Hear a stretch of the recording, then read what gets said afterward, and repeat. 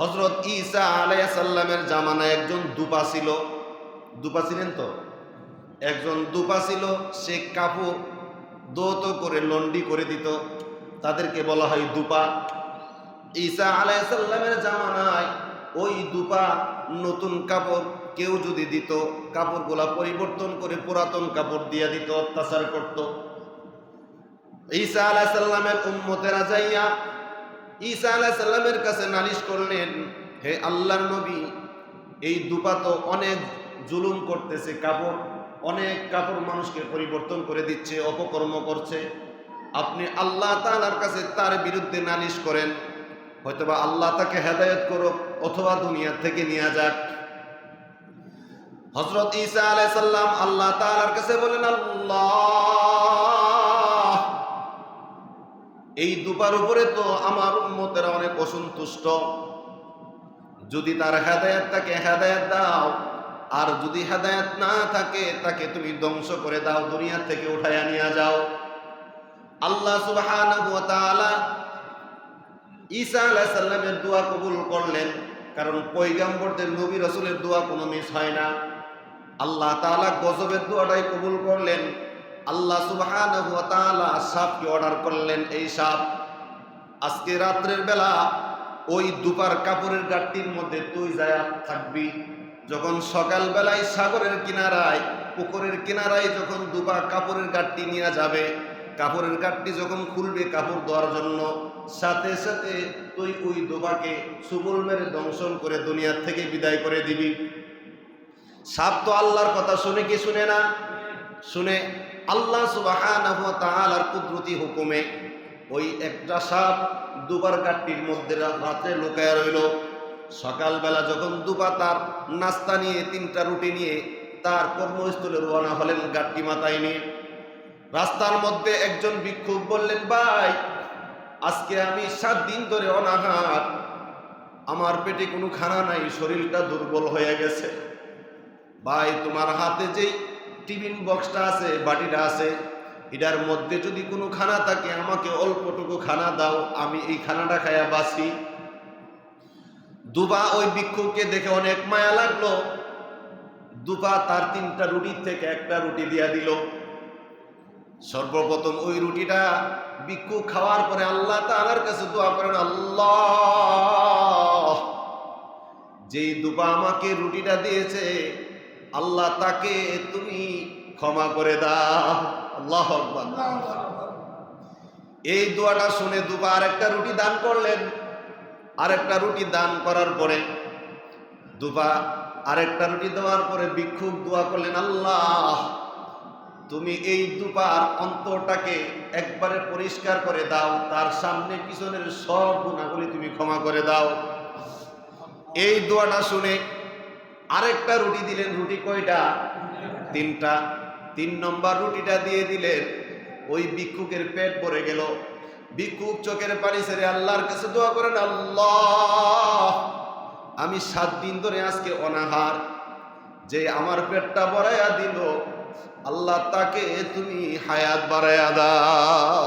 আল্লাহু আকবার। আল্লাহ, তাকে তুমি হায়াত বাড়াইয়া দাও। ভিক্ষুকের দোয়া আল্লাহর কাছে কবুল হয়ে গেল। মানুষ তো অপেক্ষায় রয়েছে, দুবা সাগরের কিনারায় যাবে, গাঁটটি খুলবে, মারা যাবে। গাঁটটি খোলার পরে দুবার কাম দুবা করতেছে। আশেপাশের লোকেরা সবাই তাকায় আছে। সাপে তো দংশন করে না, দুবাও তো মারা যায় না। হযরত ঈসা আলাইহিস সালামের কাছে উম্মতেরা দৌড়ায় যায় বললেন, হে আল্লাহর নবী, আপনি তো বলছেন সকালবেলা দুপা মৃত্যুবরণ করবে, সাপে দংশন করবে, সে চলে যাবে। তার কাজ তো সে ঠিকই করে বাড়িতে ফিরল, সে তো মারা গেল না। ঈসা আলাইহিস সালাম বললেন, তাকে আমার সামনে হাজির করো, বলবা তার গাঁটটিটা নিয়ে আসার জন্য। ঈসা আলাইহিস সালামের সামনে ওই দুপাকে হাজির করলেন। হাজির করার পরে দুপাকে বললেন, তোমার গাঁটটিটা খোলো। গাঁটটিটা খোলার পরে দেখলেন বিশাল বড় একটা কালো সাপ, মুখের মধ্যে লাগাম লাগানো। আমার আল্লাহর নবী হযরত ঈসা আলাইহিস সালাম ওই সাপকে ডাক দিয়া বললেন, সাপ রে, তোরে তো আল্লাহ পাঠাইছে তাকে ধ্বংস করার জন্য, কিন্তু তাকে তুই কেন ধ্বংস করলি না?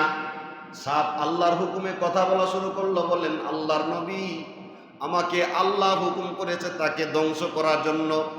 তবে সে তার কর্মস্থলে যাওয়ার মাঝখানে এমন একটা ভিক্ষুককে তার নিজের খানাটা দান করেছে আল্লাহর রাস্তায়। আল্লাহ খুশি হইয়া ওই ভিক্ষুকের দোয়া কবুল কইরা, ভিক্ষুক একটা দোয়া করছে তার হায়াত বাড়ায় দেওয়ার জন্য, আল্লাহ তার হায়াত বাড়াইয়া দিছে। আর আমি সাপের মুখে আল্লাহ তাআলা একটা লাগাম লাগাইয়া দিয়েছে। আল্লাহু আকবার। সেই জন্য আমি তাকে দংশন করি নাই, সেই জন্য আমি তাকে দংশন করি নাই। ও দুনিয়ার মুসলমান, আমি আপনাদেরকে বলি, একজন দুবা কাফের বেঈমান যদি দান করার বিনিময়ে তার হায়াত বাড়াইতে পারে, জীবনের গুনাহগুলি ক্ষমা করতে পারে, তাহলে আমি আপনি আল্লাহর বান্দা হয়ে যদি খালেস নিয়তে দান করি, তাহলে অবশ্যই আল্লাহ তাআলা আমাদের হায়াতের মধ্যে, রিজিকের মধ্যে বরকত দান করবে। আল্লাহু আকবার। আল্লাহ দান করতে হবে। অনেকে আবার বলে যে এমন দান করতে হবে ডাইন হাতে দান করলে বাম হাতে যাতে না জানে। কিছু কিছু প্রেক্ষাপট আছে, যেমন আপনি এখন সদকা জারিয়া দিবেন, যাকাত দিবেন, এইসব দানগুলি আপনি একবার গোপনে দিবেন।